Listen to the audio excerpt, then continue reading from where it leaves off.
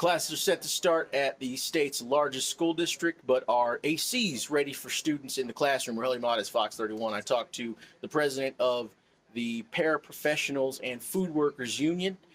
She told me there are efforts to try to get more air conditioning installed in campuses across Denver Public Schools. Meanwhile, Denver Public Schools is reporting that they've only got 15% of their schools left to install or improve their air conditioning network right now.